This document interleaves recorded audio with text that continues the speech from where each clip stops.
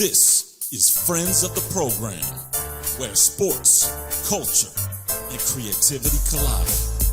From the courts to the boardroom, we dive deep into the game. The music, the movies, the culture, and the moves that shape the world. Whether it's the latest in hoops, hip-hop, classic crime flicks, or the hustle behind the scenes, we've got you covered. Get ready to be inspired, entertained, and motivated. This is more than a podcast. It's our lifestyle. Yo, what up, man? It's your boy Ness, Friends of the Program. Yo, that sounds crazy to me right now. I know it's been a minute, man, and I apologize. Mike, he's been telling me, yo, when are you going to do your show?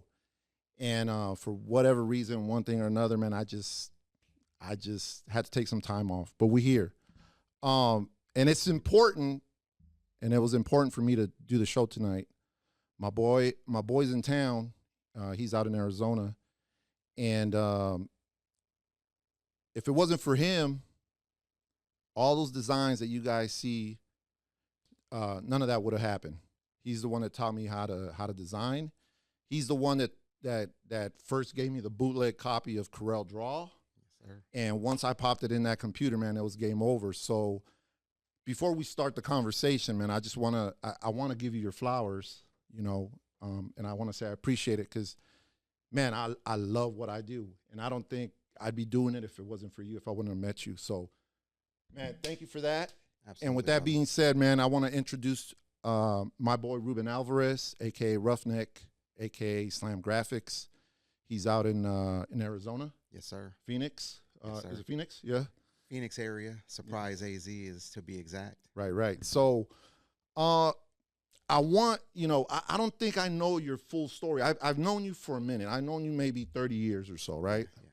But I really want to know, like, what gave you that spark to, one, you know, be a designer and a creator, and then two, become an entrepreneur? You know, growing up, or what was it? What was that single thing, or was it multiple things that made you want to do that? The entrepreneur thing, I think I have to give credit to my Uncle Augie, rest in peace. Oh, rest in peace, yeah. Man, he's really the only like father figure, male figure in my life at the very beginning. Like I said, family, that's my mom's bro. And he took me and my other two younger cousins. He only had two daughters, so he didn't have any sons. So he kind of took it like upon himself to be like, yo, I'm going to be here for these guys. Mm-hmm. And if they need anything, I'm going to be that male role model for them. Okay. So the crazy thing is if we go back to like his origin story for him, he's got crazy hustle in him. And that crazy hustle also included like, you know, doing some things that weren't so legal. Right. And that was in his early days.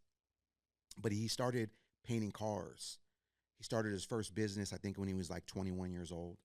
And went through that. That didn't really go so well.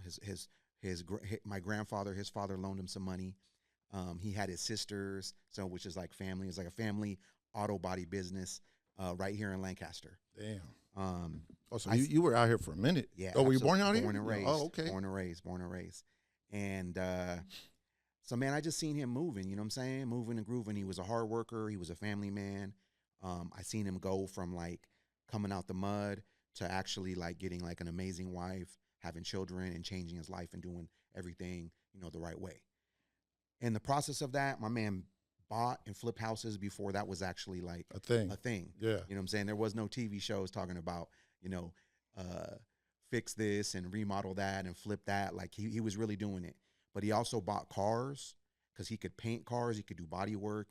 He could do mechanic work. So, mad hustle. I seen it. So, for me, it came naturally. You know, I was slanging the candy at school. Mm-hmm. You know what I'm saying? Mm-hmm. And my mind was just always going on, like, how could I make money?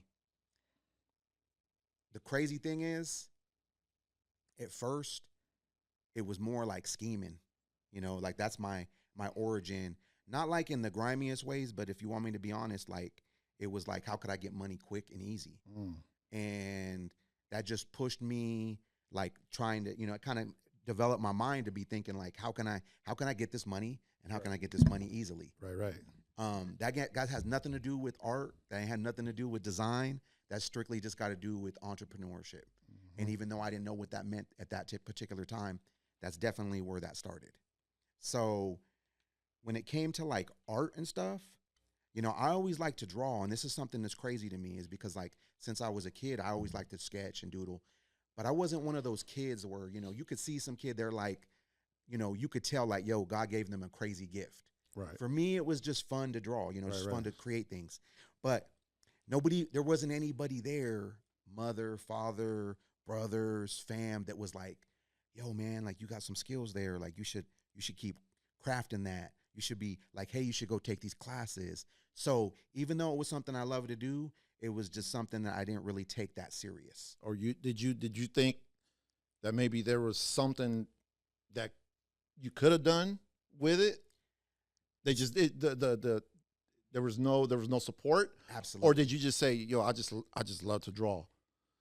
I didn't think about it in the way of what it could become, as much as that now when I look back in hindsight, I'm more like, the 10,000 hour thing. You know what I'm saying? You know that when you're like, if you're going to be a hooper, you know what I'm saying, you're in the gym shooting free throws.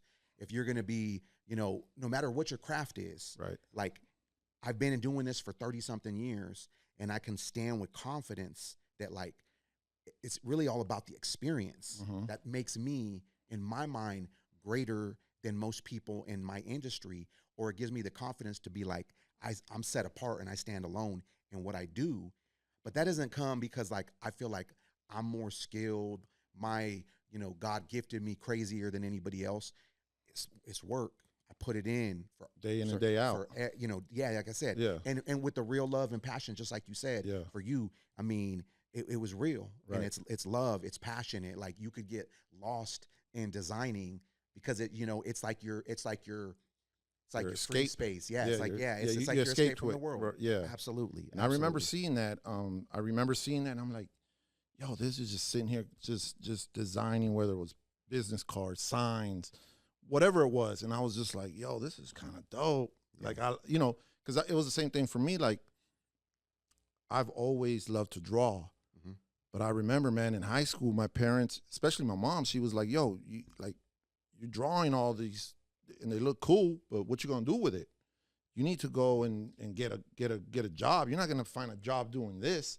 And back then there wasn't really any computers. We weren't on the computers designing. It was all pen and paper. Yep. So it was kind of crazy. Like you think about it, you're like, damn, I gotta get me a job, or I gotta go do that. But continue. So you're drawing, right? So that's just for fun. I'm still doing what I can, hustling, crazy. Crazy thing is, man, by the time I hit 15 years old, I had been arrested 4 times in my life, starting in the summer between 7th and 8th grade. And that all came from kind of hanging with the wrong people. I loved the people that I grew up with in that era, and I still am like really great friends. But to be honest, we were just a bunch of boys that was running the streets, didn't have enough guidance, Right. didn't have anybody like keeping us boxed in, so we got to just do whatever we wanted to do. And the people I was rolling with, you know what I'm saying, at that particular time, they weren't into like drinking and getting high or gang banging. They were just like, yo, let's figure out how we can get money.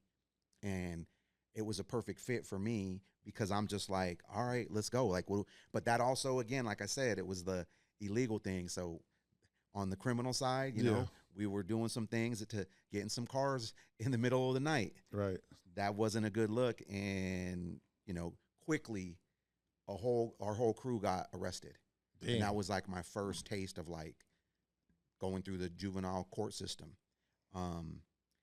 But it was a slap in the wrist at that particular time. Mm-hmm. We got like probation.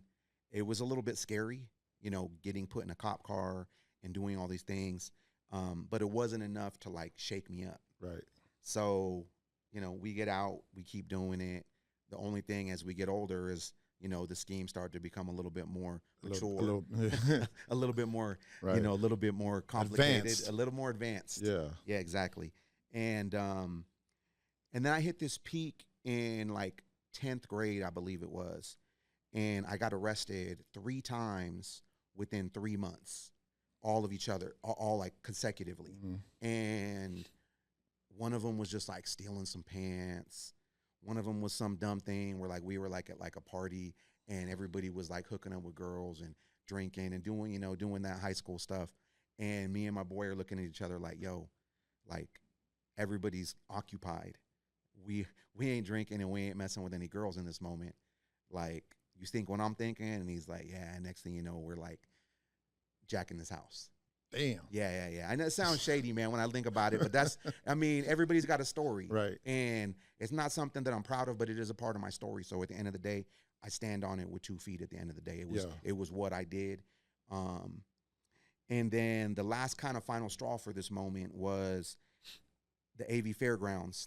That used to be the joint. I don't know what it's like nowadays, but when you were a kid back in the day, going to the AV Fairgrounds was like the event of the like summer. You wait all year for that. Oh man, yeah. You got all dressed up. You know what I'm saying? You went out there with your boys. I think they still do that. Okay. I mean, the youngsters still look forward to that. Okay, dope.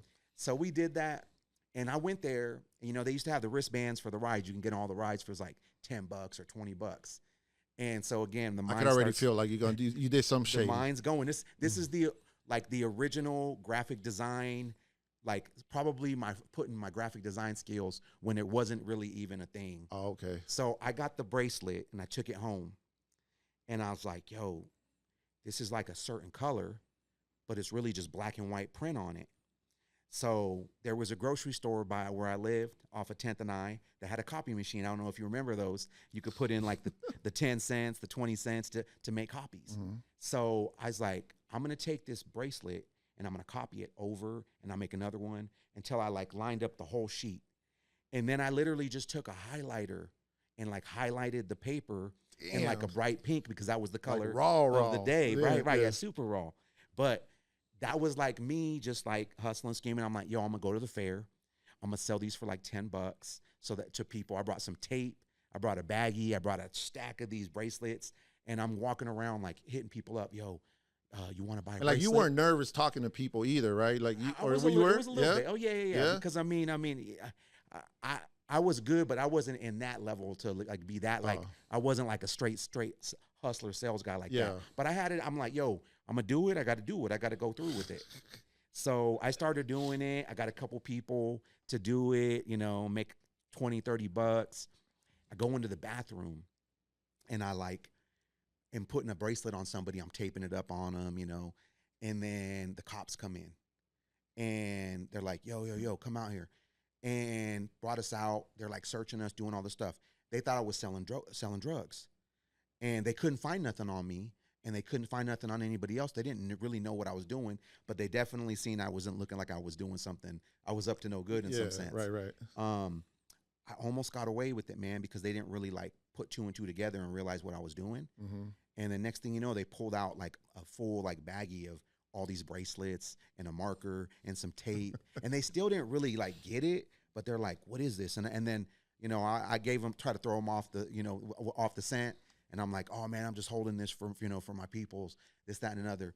But I was with another friend, and the way that I was built, I was just like, at the end of the day, when it all ended up, I'm like, yo, this is just me. My man, he doesn't know nothing about what's going down. They tried to give me like federal charges, like fraudulent, counterfeit, like all this stuff. So, and I'm 15 years old, but I've been arrested. I told you, for stealing, for the breaking in the girl, or not breaking in the girl's house, taking stuff from the girl's house. And they took me to the court, took me to the police station, and they were like, you know, I'm thinking my mom's going to get called up. They're going to tell her to come pick me up. I'm giving me a court date. And my mom's coming. I see her out in the window right there. And I'm like, yes, like, mom, like, you know, that's that moment you really are like, like, mom, like, man, thank you for being here for me. And then the guy was just like a super jerk, like one of those cops that, like, you know, he's probably a little crooked, a little corrupt, but And that moment, he was like, you ain't going home. Even though my mom was there to pick me up, and that's what it was supposed to go down. Yeah. He's like, you keep getting in trouble. You're out of control. We're taking you down to Silmar. So in that moment, I like seen my mom just like slip away from like being in front of me. Dang. And it's like 2 o'clock in the morning. I'm getting taken down to Silmar, you know, in a cop car. Like juvenile hall. Juvenile hall. They process me in, you know what I'm saying? They do all that crazy stuff you see in the movies. Strip you down, you know what I'm saying? Mm-hmm. Checking you, giving me shots, because when you go in there, they got to make sure you don't got no sicknesses or no stuff like that. And I'm walking into, it's called L&M unit. They call it Little Monsters. And I'm there waiting for court, waiting to see what's going to happen. And you in there for how long? I was in there for about a week. Okay. Before everything was all said and done. But the crazy thing about that story, why it matters to this whole thing, is because that's actually where, for me, like, I decided I was going to do something different with my life. I decided that I was going to change my life in that moment. It was me sitting in this like 8x8 concrete room with a mattress this thick and a Bible. And that was like me. I'm like, yo, I got nothing here. And I spent those days, like, obviously when someone gets put in that situation, you know, I grew up in church with grandparents and different things. And, you know, I hit my knees, bro. And I was like, man, I know right from wrong. I'm no dummy. Mm-hmm. I wasn't born into this life to be this. Right. I wasn't set up with this, you know, deck of hands. Like, I know some people that might be all that they know. But for me, it was like, you know when you're doing right and you know when you're doing wrong. And in this moment, I reached out to God. I was like, God, man, I need to go on a different path. I need to do better. I know better. I don't want to do this no more. I don't belong here in this jail system. There's a lot of people here, not saying they belong, but they did things, and they didn't have a story that they're in there and they shouldn't have been. Right. And I'm sitting there like, I got a good head. I'm smart. I got skills. I got talents. You know, I got a good family around me. This ain't it. This ain't it. So when I came out of there, I was in high school. I went to Antelope Valley High School, graduated from the Lopes there. And crazy thing that year, there was this class called Graphic Arts, okay? And I took it as an elective because I like art. Mm-hmm. I'm like, oh, you know, this is cool. We're going to do some cool stuff in here. And we did everything in that class, man. There's a teacher, man. Shout out to you, Wendell Minnick. He was somebody who changed my life because he really cared about the kids in that moment. And he's seen that I had a passion for art. He's seen that I had a passion for design. So he taught me color theory that I still, when I'm designing to this day, like, I go back when I'm sitting here working on the computer, thinking about the little simple things of color theory, the little simple things of, like, when you're creating design, how do you separate something? How do you make like a lettering style look different? You know, Right. Simple things like scale, you know what I'm saying? Like, these are like fundamentals, but like those fundamentals, bro, never left me right here. And I was in trouble at that moment. I was still going to court. Crazy thing is I had the joint on your ankle. I had an ankle monitor. That's the only way they let me out. Mm-hmm. And I went to the probation, like, hearing, and I was a little punk too. And I was like, the guy that interviewed me, I was like, gave him no respect. Didn't really show him like remorse in that way because I was always been like a little rebellious in that way, kind of like defiant to authority, right? And his writing was simply to the judge was this: this kid is a menace to society. This kid is on a bad path. We need to give him a real life wake-up call. He's like 1 year in youth camp in YA. And that's crazy because I was in there for like less than a week going like, this is like the worst thing in the world. Right. And he's like, yeah, we're sending him for a year. Like, that's my recommendation. He gave that to the prosecutor, and the prosecutor, he's going to ride with them because that's what it's about. So I knew that was coming. I had a public defender. I didn't have any real lawyer. So I wrote this crazy letter, really from my heart, to the judge directly. And I went and I had my teacher, the one I told you, Wendell Minnick. he wrote me a letter based on like, you know, what he really believed about my character. I had one more person write me a letter, and for some reason, I don't remember who that was, but I remember I got like 3 letters. Turned it in, man, and he said, we're not going to send you away for a year. He said, we're going to give you 10 days back in Sylmar. You're going to have like, I think like a year or 2 probation. And as long as you're good, you know, you'll be able to keep it moving. That sucked though, because knowing that I had to go back even for a day was like the worst thing in the world. Right. And I went back there. I did my 10 days. That was like the longest, felt like a month. That was crazy.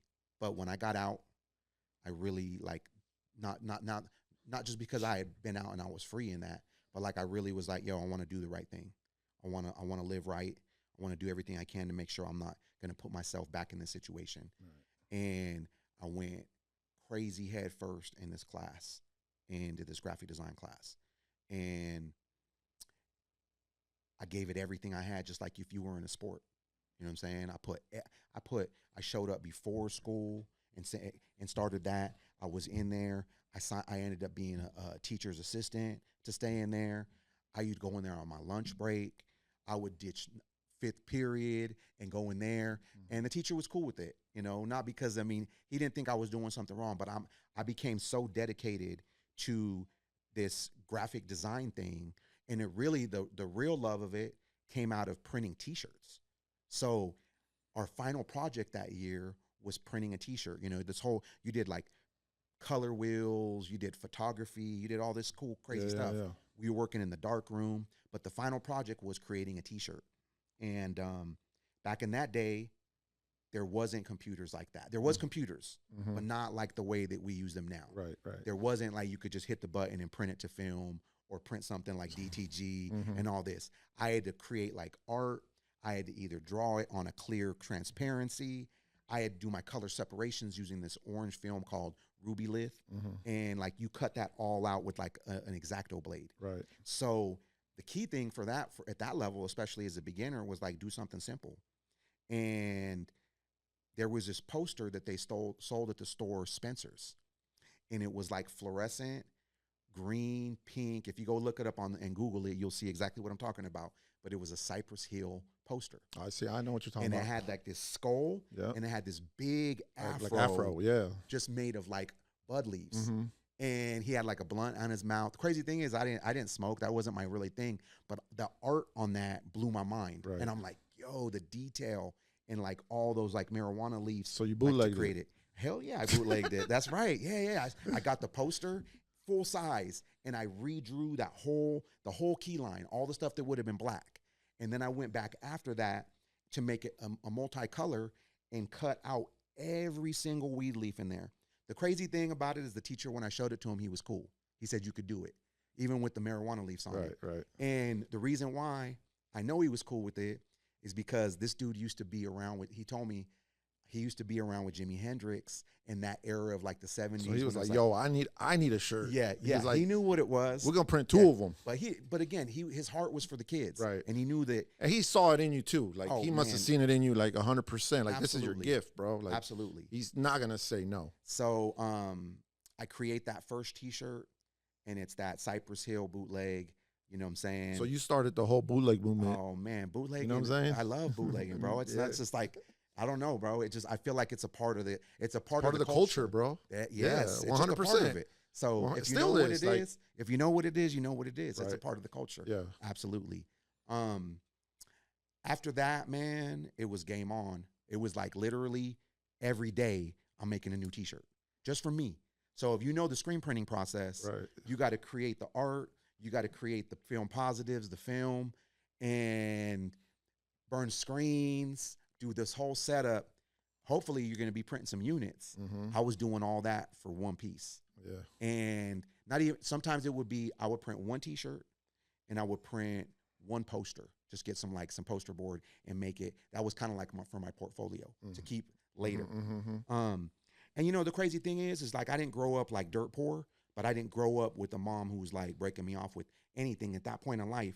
Part of that hustle was driven out of that. Like, if I wanted something, I had to figure out how to get it. Right. It wasn't like you weren't getting handed nothing. If I wanted a dope pair of sneakers, like wasn't nobody buying me a dope pair of sneakers. It was me figuring out all summer long, going to work with my uncle, working for $5-10 a day as a kid, $20 if I'm lucky. Hard work too. Like I'm talking about, he also, I credit him in this moment because as I'm doing that hard work, as I'm on the top of roofs, as I'm on the mowing lawns, pulling weeds, painting fences, I'm like, yo, I never want to do this. No disrespect to anybody that does that, but I'm like, this is not my life. This ain't my life. I want to be in an office. I want to be in some air conditioning because I'm doing this in the AV summers. You know what I'm saying? Yeah. So I decided, man, like, yo, I'm going to do this. And I took that class like as if like you were like a Division I athlete. And it's like, yo, you're going to go to college doing this. Like, I'm gonna win the Heisman Trophy. Yes. Like when it's all said and done. And so everybody, all my friends knew at that point, like, yo, man, Rube's on a mission with this stuff. And at that point in time, it wasn't this thing where like, yo, everybody wants to have a clothing brand. Like nowadays, that's like all over the place. Yeah. But that didn't exist. Having a clothing brand, bro, like there was no internet. There was no social media. There was no social media. So if you created this dope clothing brand, like the first question is, how are you even going to get it out there and show people that like you have it? You maybe got to like know somebody famous, put it on them.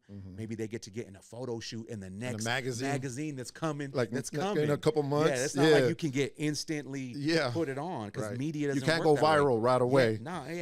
So but I'm studying all that because I love it. It's a part of the culture, man. I love hip hop. I'm a Wu-Tang. You know what I'm saying? Killer Bee through and through. Even though I came up here on the West Coast, I mean, I've been loving hip hop since it was coming from New York. Yeah. So that's like always been a part of me. And it was Yo, wouldn't it be dope if, because I'm pretty sure you don't have it, if you still had that shirt?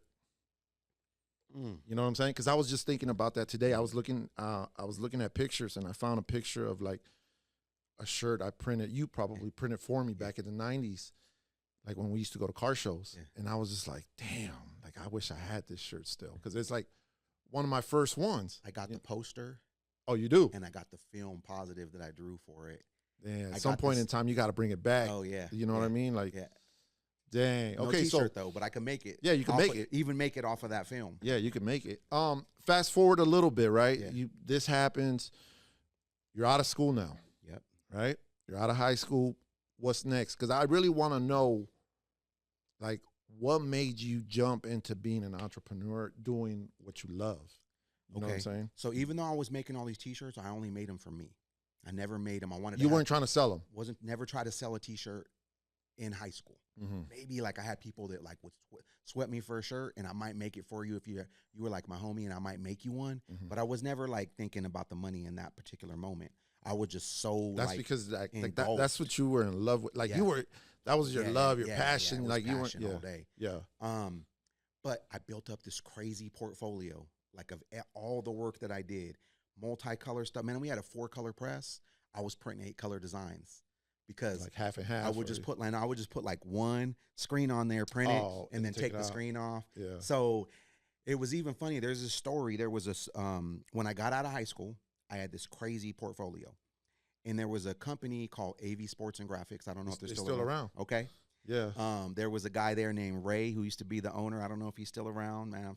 I'm sure he might be like in a wheelchair potentially right now. But I took him in there and I said, man, I'm looking for a job as a screen printer, not as a graphic designer. Because at this moment in life, I still didn't consider myself to be an artist, a designer, a graphic artist, a graphic designer. None of those terms are being thrown around. Yeah, they probably didn't even exist. They existed, but no one was using them. Like this crazy professional level, like if you're working for like IBM or something, you know what I'm saying? And I showed him my portfolio and showed him everything that I did. And you know what was crazy? He told me that this was not my work. He told me that I was lying and that I didn't create this in the class. He knew my teacher, and he knew that this was not something that was possible to be produced in that class on that equipment. And I was mad. I was like, all right, man, bro. But years later, now you're like, yeah, yeah, like I was way ahead of my time. Absolutely. You know? Oh, it's crazy. Yeah. It was super crazy. And the crazy thing is, even like the uncle who was like a businessman, hustler, he looked at me like, bro, what are you doing? Like, you make T-shirts. Like, that ain't it, bro. Like, you better go to college. Right. You better start finding a good job. You better do something, because printing T-shirts ain't the future. Yeah. it ain't your future. And I never even listened to it because I still didn't know whether it was a future or not. But that's actually where, like, the brand that I created started. Like, RUFNEK came out of, like, me as this 15-year-old boy. Like, that's who I was in that space of time. Right. This spoke to everything about me and what was going on in my head as a 15-year-old boy. And so RUFNEK was the brand for me. And it was like, this is who I am. That has some hip hop, you know what I'm saying, elements. That has like some street elements. That has like some, like, you know, I'm heavy into like drum and bass jungle for my junglists out there. Yeah. You know what that is. You know what it is. Yeah, like right now it's taking me back, bro. Like when I first met you, and I remember all that. But go ahead. So there's a shop out here, man. It was called Block Alternatives. Yeah, I think they're still around too. Okay. I want to say they're still around. It was owned by this guy named Rich Bartlett, who was a former professional BMX. You know, you remember back taking it to Rad? Yeah. He was in the movie, bro. Oh, damn. Oh, yeah. So he was legitly in that movie, racing BMX, you know, bicycles. You know, that when we were coming up, that was so dope, right? Yeah. But so he had this company that made like graffiti. You know, the original, like when you think about like original streetwear, like if we talk about streetwear, and we talk about especially West Coast streetwear, you're talking about like graffiti shirts with like the little spray paint, the spray can with like a face, like the crazy character, you know, the B-boy characters, all that being printed off to the side. So he had a company that did BMX, like racing stuff, but he used graphic designers that were like graffiti artists. So his style of all of his lettering and everything he was doing like looked like streetwear and what was in that moment. You know what I'm saying? Like all the dope LA brands that were doing. This was in the 90s, right? This was 90, like 93. Early like 90s. 92, 93. Yeah. And I took my stuff there, man, and I said, yo, here's my portfolio. This would be considered like the best screen printing shop in the Antelope Valley at that particular time. The most advanced. They had automatic equipment. They had all this crazy stuff that wasn't even, I knew nothing about in that moment. Yeah. And he was like looking at it and he was like, you did all this? And I was like, yeah. And he's like, okay, well, we don't have any positions open right now in our screen printing department, which is, as you know, labor. Right. You know what I'm saying? Yeah. And he goes, but we got an art department and we definitely need help there. And if you did this stuff, then you probably can come and work in our art department. And the crazy thing in that moment was like, I had to think about it because I was like you were thinking like, man, I want to go in there and print. I want to be a printer. Yeah. That's what I'm thinking. I'm right. I'm a screen printer, bro. That's what I want to do. I want to make T-shirts. Yeah. That's crazy when I think about it right now. Yeah. But if we really are thinking about it, you were going the labor route. It changed. Yeah. It was all labor. Yeah. And I ain't never worked like that. I printed one T-shirt. I never printed hundreds of T-shirts. Yeah, right. So I didn't even know what that really meant to be that type of screen printer. Right. But I took the job, making $4.25 an hour for those that don't know about that minimum wage back then. Yeah. And I took the job. Mad respect to the art director in that time. His name was Mike Santori, still one of my best friends to this day, family. Dr. Mike was his name, graffiti artist from the Valley. And he was the main guy there. And he was a real graphic designer. He was a real artist. And he used the computers. He used CorelDRAW. He used Photoshop. He drew. He illustrated. It was dope. So I was opened up to this whole new world of like creating T-shirts with a purpose, not just bootlegging. Not just one. Yeah. Like not just one for myself. For sure. Yeah. For sure. But it gave me the equipment. You know, he was mad cool. He took me under his wing. And, you know, I was like the junior designer in there who was like, hey man, go take this easy one of just like writing a couple lines, add an outline to it. And I'm learning CorelDRAW like at like CorelDRAW 2. Yeah. You know what I'm saying? So that's why like CorelDRAW for me is like near and dear to my heart because it's what I started with. Right. And so if you started with 2, I think I started with like 5. Yeah, it was probably right? like that. Like yeah, 5 it's or probably in 6. that vicinity. Yeah. Correct. So I'm learning how to use the computer, like to design T-shirts, using fonts, using design software, learning how to create film positives in a different way than like we normally did with the darkroom. We're definitely got some advanced technologies there at that particular moment. And like I said, man, I give, like you said, you want to give me the flowers, brother. I appreciate that. But, you know, like I'm giving flowers in that moment because this was the part where I got to learn the basics of like what this really meant in the world of like creating T-shirts and even working at a brand. Like they did stuff for companies, but they were actually like a brand in that Yeah, moment. I remember. So I got to like learn that side of things at the same time.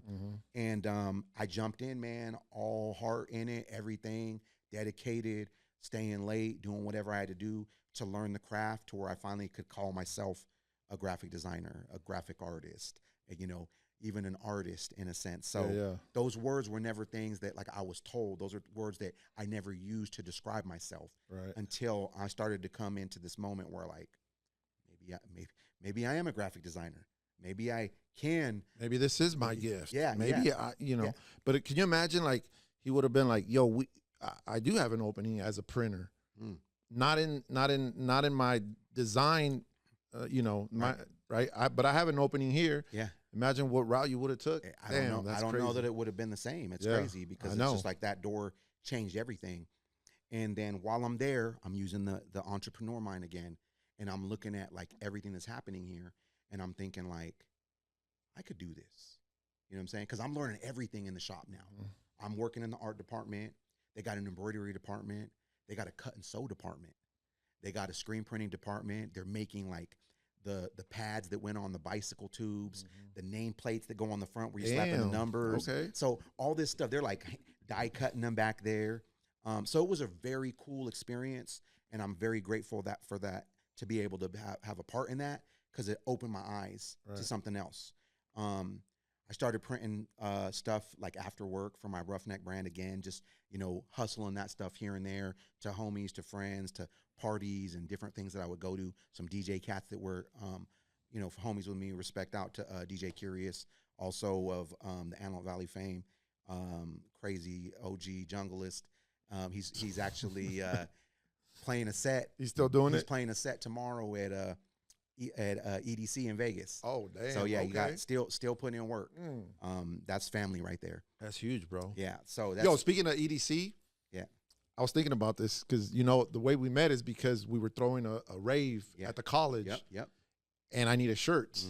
And I was thinking like, I was just thinking about that today. I was like, yo, I could have been EDC, man. Yeah. You know, like if we would have kept doing that, it could have turned into something You're like right. That was the moment.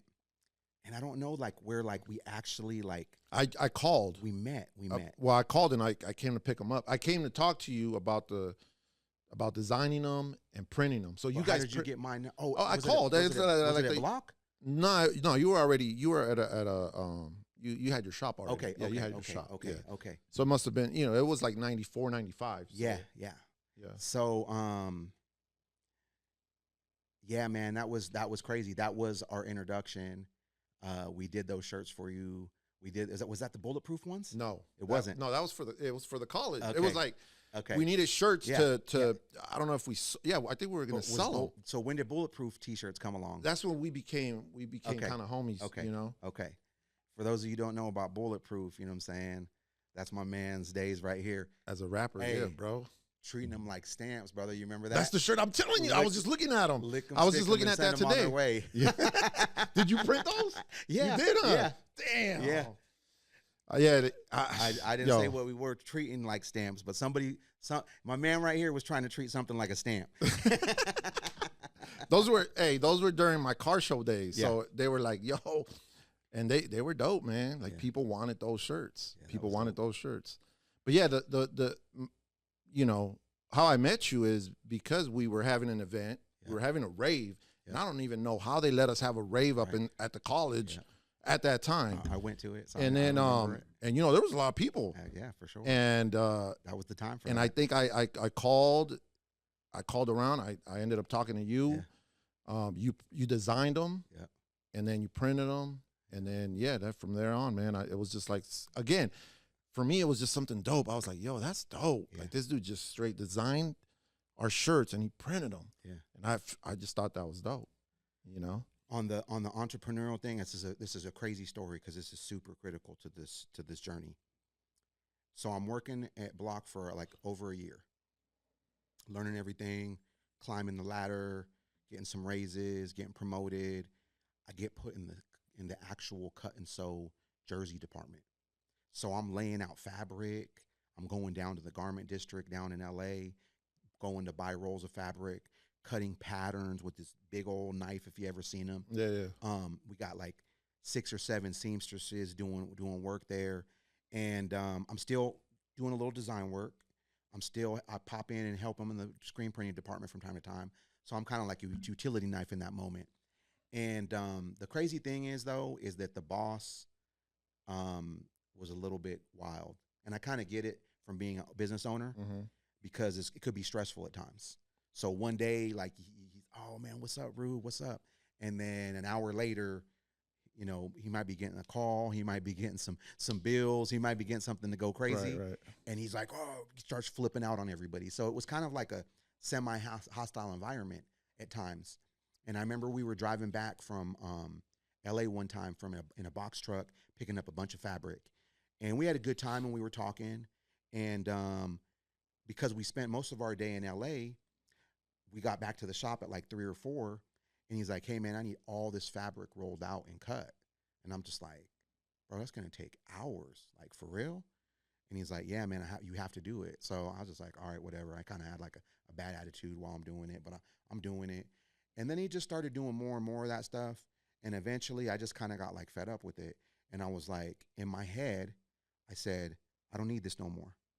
I could do this. I had a little bit of money saved up. When I say a little bit, meaning like $1,500 and like a tax return coming. Yeah.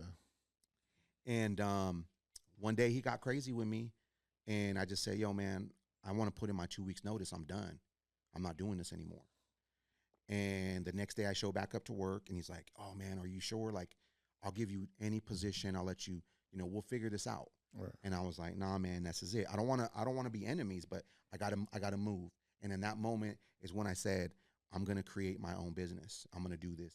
I'm going to do what he's doing in a smaller scale. Little did I know in that moment that I really had no idea what it meant to start a business. Right.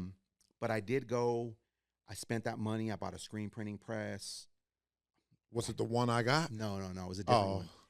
I didn't have enough money to buy a flash dryer. I didn't have enough money to buy a dryer. I didn't have enough money to buy nothing. But it's crazy. Right here in Lancaster Boulevard on Cedar, if you know where there's like the art spot right there. Oh yeah.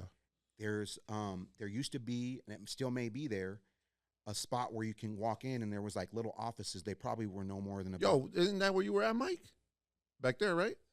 Yeah. 10 by 10s, right off of Cedar. Yeah, there's like yeah. Okay, so there was a guy, man. I got the names locked. His name was Param, Indian guy. And it was $250 a month for the spot. I gave him the money, gave him a deposit. And here I thought like, yo, I got my own spot. I got my own office. I put a little sign on the outside. What was it? This was RUFNEK. Oh, was it? So I called it RUFNEK at that time. Yeah. And I went and got one of those little like $20 like drafting desks, those little cheap white and black ones. I went and got a credit card, my first credit card at Sears. I got me a futon. I got me the little Panasonic, the little stereo with the speakers on the side. Damn. So that way I have my music in there when I'm working. A little refrigerator, mini fridge. And I had like, that's my spot right there, right? Yeah. Did all that, had 0 clients.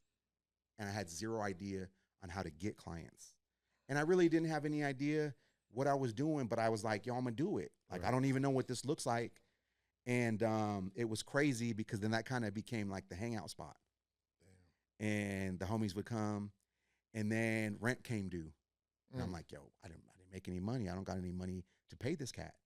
I might have figured out like month 1, but by month 2, I was ducking and dodging. I had a key to get in the door and my key to get in. and I started showing up and going there only at nighttime. During the day, I was not showing up, right. bro. And I did that for. I mean, he was knocking at the door, and it'd be like, everybody, shh, shh, shh. Padam's at the door. Shh, we're not here. We were just bumping a few minutes ago. You know what I'm saying? And but yeah, that was wild, man. That's a part of the journey. It's an absolute fail.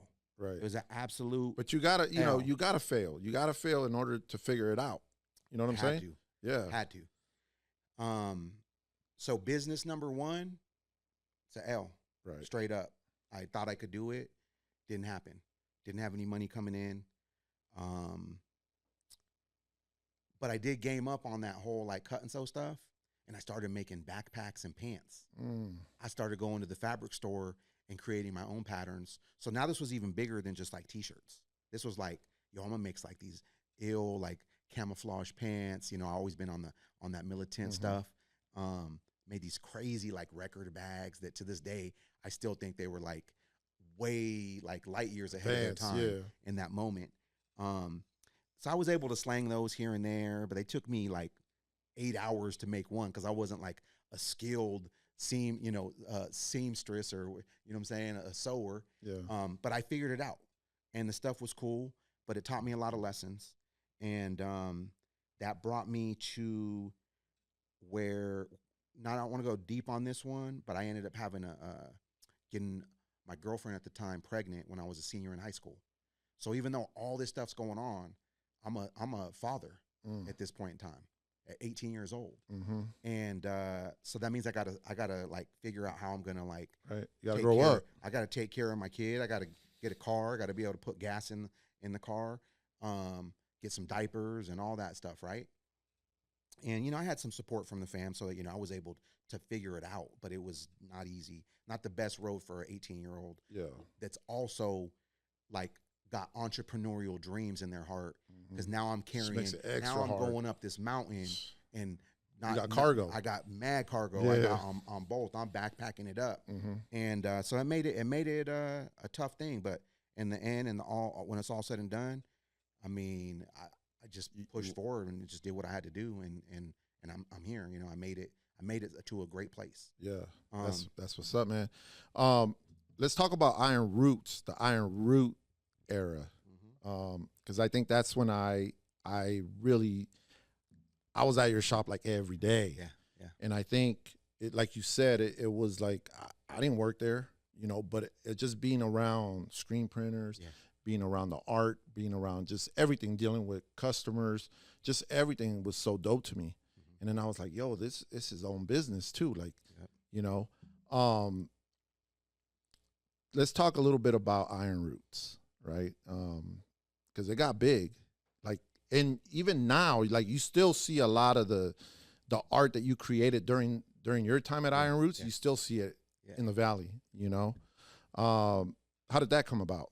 So that right there is real crazy because that's that perseverance. And to get to that spot wasn't easy because here I am, a failed business, failed, not sure if I could even attempt it again. I'm thinking I got a clothing brand, RUFNEK, but I really can't afford to print T-shirts. And if I do, I'm not really sure how to sell them and move at a rate that's changing my life in that moment, right? I got to jump back. I got to rewind to this because this is super important. I go to work at this machine shop, and it's like I got the lowest job in this machine shop, and I'm literally shoveling at swing shift oil, brass chips, splinters covered in oil because they're making these like plumbing parts. Where in Palmdale? This is in Palmdale. Anderson Barrows. Anderson Barrows. I remember, okay. And it's the worst job of my life, bro. I'm waking up in the morning with my hands stuck because I can't, like I've been shoveling the whole day. You're just growing up. Like you know you got to pay bills, you got to buy diapers, you got to do all this. So you're like, no money if I don't, right? And I failed at business. So, but it's crazy because in that moment it led me to dig to something inside of me that I said, I reached this point and I said, I got skills, I got a gift. I'm not a shoveler, no disrespect to shovelers, but that wasn't where I was supposed to be. Right. And I said, I picked up the yellow pages, for those that don't remember the phone books. And I literally went through every single company that was a sign company, an embroidery company, a paper printing company, a screen printing company, an engraving company. I don't care what it had to do. If there was some level of art, design, or printing, I called every single one of them up. A lot of them were small businesses, you know, family businesses, not too big. And I did end up working one time at a paper printing shop for a little bit. I ended up working at a billboard company for a little bit. That was wild. Hand painting the billboards that are up on the thing. Yeah, that was crazy. wild. Eventually, I found this business. I'm not going to say the name because the story is wild where it goes. But I reached somebody on the phone. I'm like, yo, you got a position for a screen printer, graphic designer, anything. And they go, we're a sign company, but we'd love to interview you because we've been thinking about opening up a screen printing like department. So I showed up, man, it's this little gangster. You know what I'm saying? Like legit. And he interviewed me, but he was like on a street interview. You know what I'm saying? This ain't this ain't no corporate interview. Yeah. And he basically says like, yo, if you can do this, you got the job. And I go, I could do it. He goes, all right, you're going to have to build this screen printing division from scratch. And so I said, let's go. It's a job doing something that I want to do. Little did I know that it was going to actually teach me how to create a business without the stresses of like creating a business financially where you don't know where you're going to get the money. You don't know how you're going to pay back the people. Yeah. You don't know if you got to have a certain amount of money that's coming in every week. Right. So I didn't have none of those stresses, but I really built like this business from scratch. And so I took everything that I had learned at that moment and took a business that didn't exist. And I'm going to say it was probably about 6 to 8 months. And our screen printing shop was generating $30,000 a month. And I was like, yo, this is crazy. So then it got up to like $50,000 and $80,000 a month. And I'm like, man, like I'm the manager of this shop. I'm not the graphic designer anymore. I hire my boy, Dr. Mike, like, yo, I need you to come over here. We're growing. I hired my boy Serge, who's now with Iron Roots. And I was like, yo, I need you to come in here and get in here. Yeah, I'm gonna show you the ropes and get you gamed up. Right. And before you know it, we were the premier print sign company. And at that particular time, there wasn't no such thing as this like model of like a sign and a screen printing company that had done the same thing. You were either a sign company or you're a screen printing company. Right. But we were doing both. So it was just an idea he had, and he was like, yeah, he showed up, and it was like, boom. It went crazy. Right. I was there for a little bit, like a year and some change. But things got kind of crazy over there because, like I said, I'm dealing with a gangster doing gangster things on the side. Right. Because the business wasn't really his main thing, if you know what I'm saying. Right. And I didn't care because I wasn't none of my business. I was there to do my job and to do what I had to do. Yeah. And a little bit after, he had some things that came to an end, and he came back in the shop and was like, yeah, I got to be here. This is a legit business now, and I gotta see this through. And I kind of was like, yo, man, I've been running this from day one, and now you're coming and kind of like taking the reins and some of the keys from me. And I just was very unhappy in that moment. So again, my mind goes to like, yo, I got to do this for myself.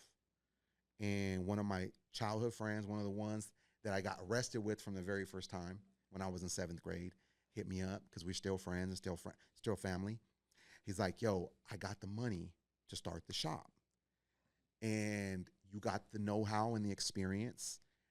Like, let's do it. I'll make you a 50-50 partner. You don't got to come in with anything. You're like you're the sweat equity, right? Yeah. So sounds cool. You know, it's my first going at like becoming an owner. Yeah. And a partner. And I'm learning. I already created something now. So my friend and me created this business. It was called Omega. Oh yeah, Omega. Omega That's right. Design Group. Right. So this is pre-Iron Roots. Right. That's right. And this was just my vision. Like I came out with these like dope business cards. Like I was kind of like on this like futuristic vibe. Doing things, to me, it was always about doing things differently than the way that it was being done. So it could stand out. In the industry to stand out. Yeah. And business was mad successful. I remember, we paid so off. I must have went in there when it was Omega. You went into Omega for yeah, sure. I did. For sure. I did. Absolutely. Yeah. Because Serge wasn't around at this particular time. Or he was printing. Oh, no. Serge, I brought Serge over from the other company. Yeah, and he was became printing. our printer. Yeah. Serge became our printer over there. Mm-hmm. And Omega Design Group, I'm running it, successful. Everything's great. But me and my partner are bumping heads because he's treating me more like an employee. I love you, Gerald, so don't take that disrespectfully, brother. You're family for life. Right. But in that moment, I felt like I was an employee, and I just couldn't do it because I'm not built to be an employee, bro. I'm built to be an owner. Yeah. I'm built to be a creator, a creative, and working for somebody just doesn't work for me, unfortunately. Yeah. Even though, like, that's how it is for a lot of people. In another universe, I could be the greatest employee that you could ever have. In this universe, I can't. Yeah. I hear it. But we did that, man, and eventually we had to part ways. And I just told him, like, yo, man, I'm really unhappy with what's going down here. Not because of our business isn't successful, but because I don't feel like an owner, and I can't do all the things I want. And as I had now my own shop that I could create my own designs, and I'm still with the RUFNEK. So I'm still like, yo, I'm making my prints, and he be coming in and being like, why are you printing that, bro? I need you to focus on what we're doing. And my heart was still in the love of what it is. I became a businessman because I had to sustain myself, and I had to survive, and I had to make a living. But it was always about doing something that I love, and that love started at 15 years old. That brand, RUFNEK, was like, that was everything for me. That was always the goal, bro. Like, even though if I had to shelf it to pay the bills, it was in the back of your head. I never let go of that idea and that dream. And but we separated. I was able to take over the business, and in that moment, I felt it was better to kind of come with a clean start. And that's where Iron Roots was born. Iron Roots was my vision. I created the design, the logos, the colors, everything. And it was really about like this tree that stood on above everything, but the roots is what held it all together. That's why it was like iron was like something that solidified strength, right? And but above it was about like the branches and the trees and the different ideas and the different things that represented like all my loves, you know, not just hip hop, but jungle and basketball and sneakers and just the culture, all the cultures that I like grew up with and that I loved and that became a part of every bit of who I am. So you told a story through your logo. Absolutely. Right? Like absolutely. You sat there and you were like, man, I'm thinking this through. Having no without even saying it. Having no that's idea what it is. what that meant because I didn't go to school. Yeah. I didn't go to anything. My school was But I think you had it in you to where you were thinking, like, you were already thinking it without even, like, no one has to tell you that. You know what I'm saying? You know what I used to do that was so dope that, like, I would go down to Tower Records in Burbank. Get the flyers? Nah, they had all the magazines. Oh, the magazines. They had all the dope magazines. Yeah. And they had books about, like, business card design, logo design. And I just was, like, going through it, and I'm just like, this is so dope. Like, I don't know, and this kind of goes back to the whole like bootleg thing. To me, I credit becoming a good designer by being able how to figure out how to bootleg a logo, how to bootleg some art. Because as I'm creating it, there's not really the creative process happening, but it's the technical process of how do you build this out. Right. Like using the tools that are in the program to create this logo to look identical or as close as possible to it. But then all that was the building blocks for me to eventually be like, yo, I got my own ideas. I know how to use the tools. Right. I could create anything that I can imagine. And then you're creating new stuff for new clients. Absolutely. You know what I mean? Absolutely. Yeah. So credit to shout out to Tower Records in Burbank. That was my classroom. I used to love going to like Melrose. Yeah. and looking at the flyers, like the party flyers, Absolutely. like just grabbing them, and because back in the day, everything was hand drawn. Yeah. You know what I'm dope. saying? Yeah. It was just dope having them. That was dope. I love that whole That rave, whole time, that whole yeah. rave era for me was Mhm. special. So it was a part of, again, that whole culture was a part Right. of me as well, just like hip hop. Yeah. So now Iron Roots is born, and it's mine. It's like my baby. That's it. It's just like you. Yeah. I got nobody to answer to, and I get to do anything. I get to do everything the way that I want to. I get to use the colors. I get to do just this crazy. I was reading this books on guerrilla marketing when, again, this is just me just like searching for ways to like expand my universe. Right. And so I came across these concepts of guerrilla marketing, and that was like, I was making signs. It literally was like my logo, and it said, "Are you ready for the revolution?" And then I would go put them on like Coroplast signs with stakes, and I put them all over the city. And they didn't say a phone number. They didn't say a website. They just said, "Are you ready for the revolution?" And it had my logo on it, which was wild because I don't even know why I was doing it. It was just an idea. Yeah. And I followed through with it. Right. But it made me stick out amongst everybody. I made crazy dope like merchandise, like our uniforms, these crazy like bubble vest, with big embroidered Iron Roots patches on them. I bought my employees like some yellow, black, and gray like skate shoes. Like we took it serious, bro. Yeah. I remember. And then really what was crazy is I went to the straight city and all the networking and like the business mixers. And I showed up by myself, and I tried to bring my crew with me because we came in there with a presence. Yeah, like we a team. The mayor was there, the businessmen were there, the most important business people in the valley at that time were in the building, and they were there to do the business mixer thing, right? Yeah. And I would introduce myself, and we looked crazy, and I think they were not necessarily intimidated by us. Some of them may have looked down upon us. But when I got my moment to speak to them, when I got my moment to shake their hand, and they understood what I was about and what I was saying, and that I had something more to it, game over. they could only give me just respect on it. You know what I'm saying? Right. And so I started getting bigger accounts, and people, I was growing throughout the valley, and it was really crazy. I remember, man. And it was dope. And I mean, you seen that, bro. So you seen you were definitely there in Omega Design. Right, yeah. You seen Iron Roots. You know what I'm saying? As friends, you got to see it all happen. Yeah. Even though you were just like watching it like internally or from outside. But when we were done working, what would we go do? Hoop. Yeah. Right. Yeah. You know what's crazy is a lot of people they look at they could look at you, they could look at me and be like, "Yo, you guys been creating all this dope stuff." And they want to do the same thing. And I tell them, like, "Yo, you got to be, if you want to be a creator, you got to create every single day. You can't just create today and then wait a week and then create again and then think you're going to get super dope at it. Or you're going to be like, yo, this dude is dope." And I remember, like, I used to go to work, my 9 to 5, and after work, I'd come over. Yeah. And you stick around because it was your shop. Yeah. And we'd be there till 8, 9 o'clock, and you'd be on the computer, and I'm like, yo, this is dope. Yeah. Like, this is so dope, right? And then, or we go get something to eat, come back, or we go hoop for a little bit, come back, but that was every single day. Absolutely. And it was because when you feel it and when you love it, you're like, it just doesn't feel like work. Yeah. You know what I'm saying? Yeah. And I think, man, like for me too, like a lot of the stuff that you're saying, it's the same thing, that passion, man, that was the dope times, man. Shit, that was dope times. All right. This dude ended up going to Arizona. Yeah. Why did you do that?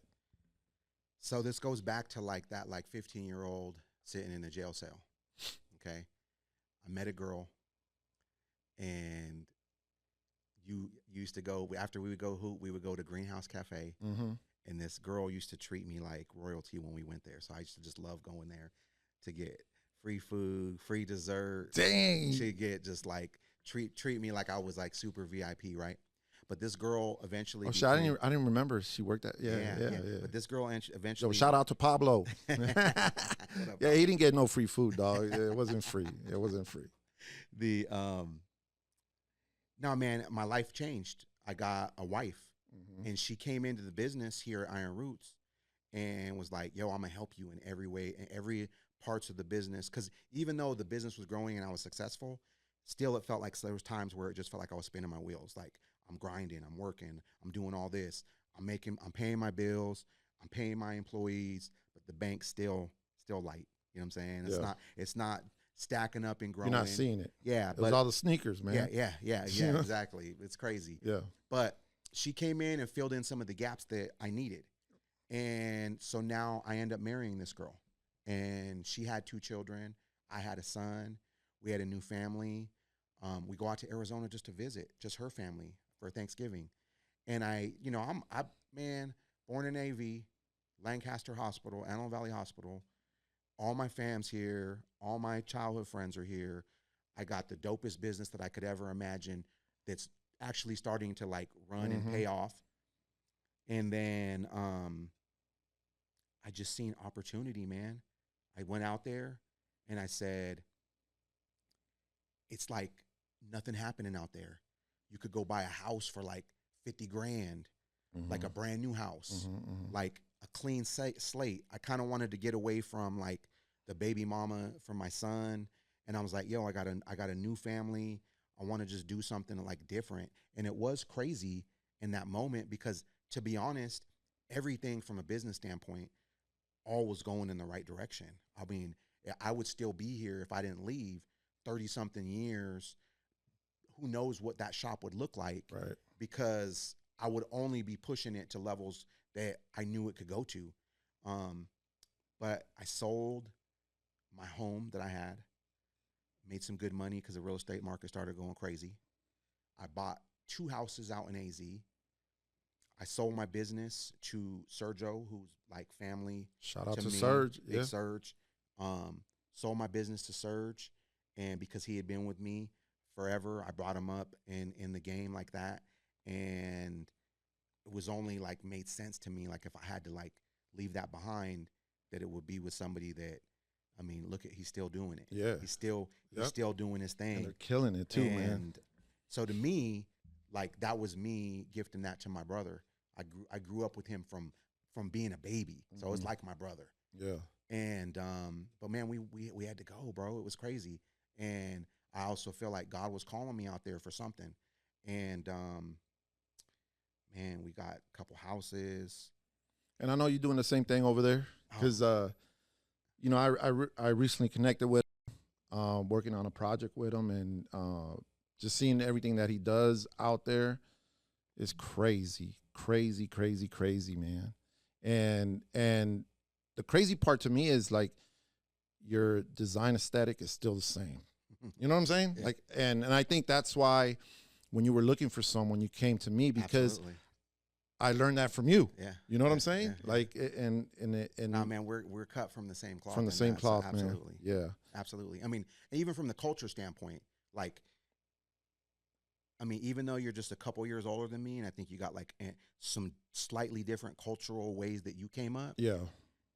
Everything that we do, from the sneakers, from Even from the music, bootlegging, dog. from I did the same bootlegging, thing, man. The whole world of Yeah. it, like it's like we went to the same school, essentially. Right. I mean, and I do know and respect the Flowers, and I know you came up under that branch from seeing all that with me. But I mean, respect too. I want to give you your flowers because when I left, I sold you some equipment. Yo, like and I still got it. Or $1,500. Yeah. And it was like enough for you to get like your own Started. shop going. Yeah. And you didn't do nothing with it. You know, when I left, I was going and chasing different things over there, figuring out my new path. And you'd still come out and visit, and you'd show me like, hey, bro, this is what's going down. And I'd be like, dope, bro. And then you'd keep, you know, you were leveling up, and you kept figuring out how you were going to carve out your own path. You know what it is like, it sounds dope to say I'm gonna go buy some equipment, but again, it's that manual labor, man. And I was just like, yo, this ain't for me. Like just the same, like how you said it. I was like, I want to be in front of the computer. I want to be designing. I don't want to be out there printing. And I think that's what happened when I opened the shop here with the DTG machines. Like, I thought, look, I built this out, and I was like, yo, I'm gonna come in here and be creative. Yeah. Not one day, man, was I creative, because we were printing shirts, folding them, packaging shit that I didn't want to do. You know what I'm saying? Yeah. So, yo, let me ask you this real quick, man, because I know it's probably over an hour already. But future, Yeah. What are you looking? What's in the future for? I know it's SLAM Grafix now. Yep. What's in the future for you, So man? my print company, I call it like screen printing and apparel studio, because we're way different than most screen printing shops. It's as a matter of fact, I don't even want to consider myself in the same category as being a screen printing shop. But we do have auto, and we have a little office where I get to do, my studio work, and we can fully produce like any screen printing shop. But for me right now, we didn't get a chance to really touch on that part of our brands and that journey, because that's really the part that like changes everything. Yeah. At the end of the day, I had a crazy run, as did you, and that changed everything. It put me in a different financial position, different tax bracket. Yeah. It gave me experiences that only that experience could give you. But if you know this game and you know that world, like it's a window. You know what I'm saying? Most people don't ever get to see the window that they're hoping for. Right. But we both got a window of opportunity, a window of success, where we were able to go crazy, and we did good things in that, and we made some mistakes in that. Right. But we got a window, bro. That's the thing that people hope and pray that they could get something like that. Yeah. And so eventually that window comes to a close. So you got to figure out how to What's the next move? Pivot and adapt, or else you're just stuck. So that ain't in me, bro. I know it ain't in you. Right. So we what do? We figure out what's the next move. And man, really the whole thing's about growing, pivoting, adapting, moving, sticking. All from all these stories are part of that journey. Yep. And the brand went crazy, and that window was wild. And then I started becoming like a production partner with other brands, because I'm like that. We became so good at production that it's like, I can do this for anybody, even if we're not the ones designing, selling, and marketing it. But we can be your production partner. So we did that. Man, I traveled the country doing sneaker shows. Man, I probably got about 300 and something sneaker shows under my belt in every single major city in this country, even internationally, going and hitting shows in London and other cities. So it was a dope. That's what's up. That was a dope journey. Yeah. Where I'm at now is my shop is still moving and grooving. I still got a bunch of clients. We operate at a high efficient level and do some amazing quality work. But I'm just looking for the right customers at the end of the day. I'm looking for the right people, the right partners. And I'm still able to now work with things that I love. So I'm big in youth basketball.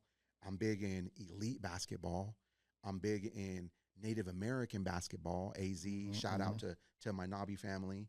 Shout out to my Section 7 family. Shout out to my Oakland Soldiers family out in the Bay here in Cali. These are some people that I'm heavily involved in, from design, merchandising, brand directing, creative directing, and just high operating, helping them to take their brands to different places, starting with something as simple as merchandise, but really just about helping them to direct the brands from visual identity and visual aesthetics. I only want to work with people that I love. I only want to work with people that are like family. I only want to do the things that I love. I'm not going to go do something like, let's say it was like ski boats. Like, that's not my world. So basketball's my world. Yeah. Hip hop's my world. Culture's my world. Sneakers, streetwear, all of that is stuff that even at this point in the game, I love, and I don't know if I'll ever stop loving it. Damn, that's what's up. Yo, I got some segments, bro, but I'm not even going to go into it, man. We're going to have to wait for part 2 of this conversation, because I do want to talk to you about the brand and about our brands. Yeah. Right? But I'm just going to ask you real quick, man, favorite sneaker of all time for you? Black Cement, Jordan 4. Oh, the 4s. Jordan 4. Jordan 4. The Black Cement 4s. Black Cement Jordan 4. That's not even close with nothing. That's the era I came into sneakers. So it was the first sneaker. I seen the 3s. Love the 3s. Yep. 2s were too early for me. Yeah. 1s were too early for me. The 4s was like the first time when I seen a Jordan sneaker where I'm like, yo, like that's beautiful, bro. That's art. That's design. That's right. And that so colorway, iconic, bro. Yeah. That shoe is so iconic. It's man. everything to me. It's everything. I'm not even gonna ask you this because I already know that. Well, I already know the answer. I usually ask all my guests, what's more important to them? Is it the journey or is it the destination? But for sure, I know yours is the journey. I don't know what if the destination exists. Yeah. It's like always about where am I going next, figuring out.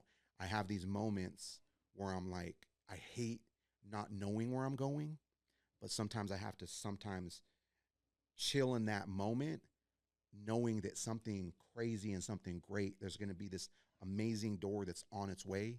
Yeah. I just got to be patient. Yeah, and man. it's going to be something bigger and greater than I either have ever experienced or that I could even imagine. Right. So I don't know destination, but yeah, that journey. It's definitely the journey. That journey is everything, brother. Yo, man, we're definitely gonna have to do a part 2 next time you're in town. I'm just gonna ask you, man, one favor. Yes, sir. Don't ever wear the Angels in here, man. Hey.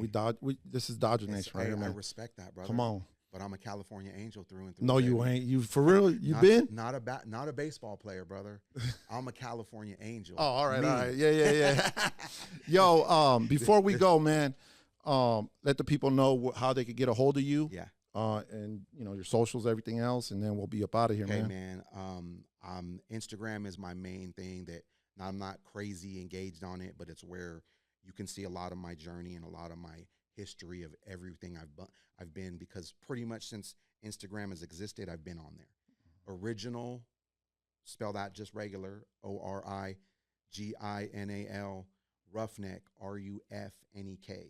So Original RUFNEK, that's where I'm at.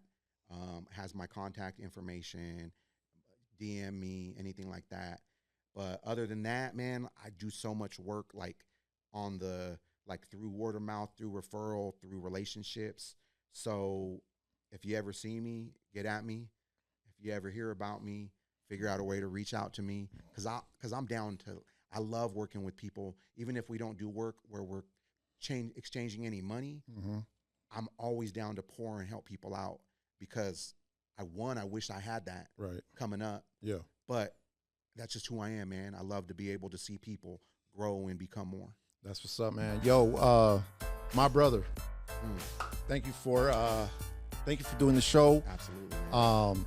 Like I said, I haven't done one like a year, bro. Yeah. So it was all day. I was like, yo, I got to do a show today. But it was dope that you were in town. And Mike, shout out to you, man, for sticking around. Sorry, Mike, for going. But this, my boy right here could talk. Yo, make sure you guys follow us, all of that. And yo, by the time you guys see this, make sure you guys check out my son's brand, Sold Out. He's dropping a new collection on the 23rd. So with that being said, man, we up out of here. Again, RUFNEK, man, thank you for being here. Hey, brother. So thank you so much. All right, no doubt, man. This was amazing. Thank you. Yes, sir.